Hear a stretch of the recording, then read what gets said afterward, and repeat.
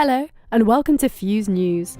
I'm joined by James and Josh, who will be running through this week's top stories from on campus and beyond. First up, James with our news bulletin. Police are investigating whether there is a link between two stabbings that took place in Manchester city centre in the evening of Saturday the 24th. First crime occurred outside a Morrison's store at around 7:37pm. A man in his 40s was treated by paramedics and hospitalised with stab wounds on his head and back. His wounds have been since clarified as not serious. Another attack took place outside a Central Co-op store just a few 100 yards away at approximately 9:56. A man described as being in his 20s suffered 2 stab wounds. His condition is described as being more serious. A group of several white men are suspected of the attacks. Police are appealing to eyewitnesses for any information. Concerns over the UK's imminent departure from the European Union in less than a month's time have had dire implications for the European Union's Erasmus programme and cast uncertainty over the future of foreign students in British universities. The Erasmus programme, or Erasmus Plus scheme, enables European students to freely travel and study in other European countries, with a large part of their tuition and living costs subsidised through EU grants. The programme has been historically regarded as one of the cheapest and most successful European Union initiatives. However, this week saw a number of Spanish universities dropping their places for British Erasmus applicants and cancelling their grants, sparking widespread concerns about the future of foreign travel for UK students. Whilst the EU has pledged to try and maintain current Erasmus placements, serious doubts are being cast about the fates of EU students in the event of a no-deal Brexit. And here's Josh with our weekly update on the SU elections.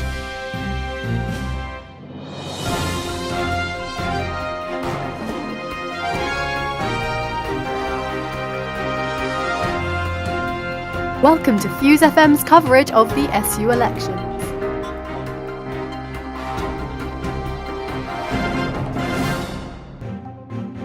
Hi, I'm Josh, and for the next 3 episodes, I will be giving you your weekly update of the SU elections for the Fuse News podcast. Every year, students vote for 8 executive officers to lead the Students' Union. There are currently over 50 candidates running in the elections, and you will soon see their campaigns across social media and outside the SU. Voting is now open. You will no longer be able to vote after 5pm on the 7th of March, with results expected at 8pm on the same day. Student turnout in SU elections has typically been low.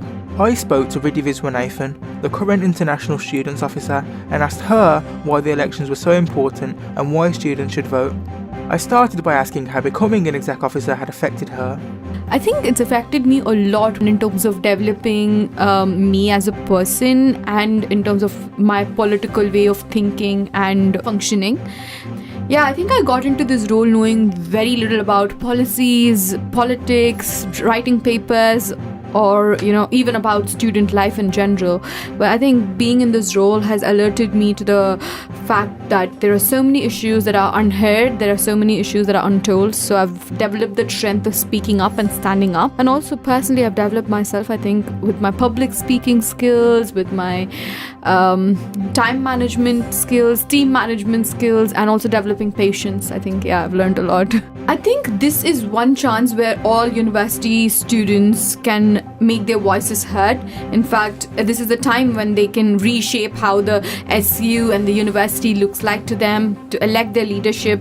I think they shouldn't miss out on the chance to exercise their democratic rights, because the elected leadership do so much and they leave a very good impact on student life. So I don't see why students would lose this opportunity to not vote. Do you think it's sad that sometimes students don't vote and there's like the really low levels of turnout? We've seen like things like 20% before. That's quite sad in a way, isn't it? Yes, I think it is sad, but I would also like to look at it in a positive way to say that maybe we haven't communicated well about the impact that the leadership have had on student lives. So I see that as a problem underlying within us and not as the problem of students. Students would engage if we engage with them, and we should be looking to engage with them this year by seeing all the changes that we've brought to them and to their lives.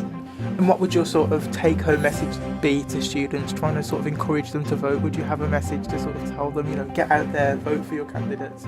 Yes, I think, there are like 3 incentives. One, I can't talk about the amazing giveaways and the free tea and chocolates that we have all around the campus, and candidates giving their own little goodie bags for our students to vote. So use that, and also use this as a good opportunity for you to see what you want out of the university.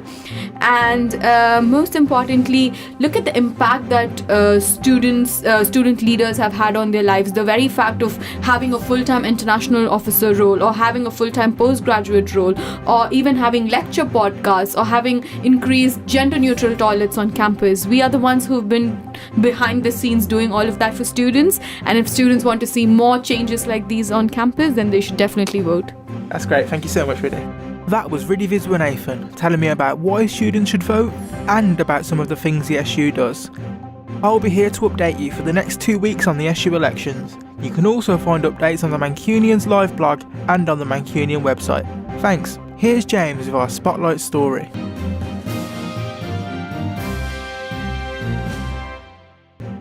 This past weekend saw prominent far-right activist and political advisor to UKIP, Tommy Robinson, staging a full-scale protest at Manchester's Media City. The controversial figure is best known as the founder of the English Defence League, a fascist organisation known for being highly critical of the Islamic community. The assembled crowd of 4,000 protesters were kettled into a car park behind the BBC main building by a large police presence. Tommy Robinson, whose real name is Stephen Christopher Yaxley Lennon, directed the protest at a Panorama documentary being made about him. Robinson's supporters were played a short film produced by Robinson, which claimed that the BBC was guilty of spreading fake news. This has prompted many commenters to suggest that Tommy Robinson is attempting to preemptively protect himself from any potentially damaging discoveries Panorama may make about him. The assembled protesters also participated in singing along to lyrically altered hymn songs and forced a local bar, the Dockyard, to close its doors shortly after midday after several incidents started outside. A 200-strong counter-protest was also present elsewhere in Media City, many participants at which spoke at length on the PA system about aggressive encounters they had previously had with Tommy Robinson supporters. Following the protest, Tommy Robinson has been formally banned from social media platform Facebook after repeatedly breaching Facebook's standards on the spreading of hate speech. Thank you for listening. Tune in next week for more Fuse News.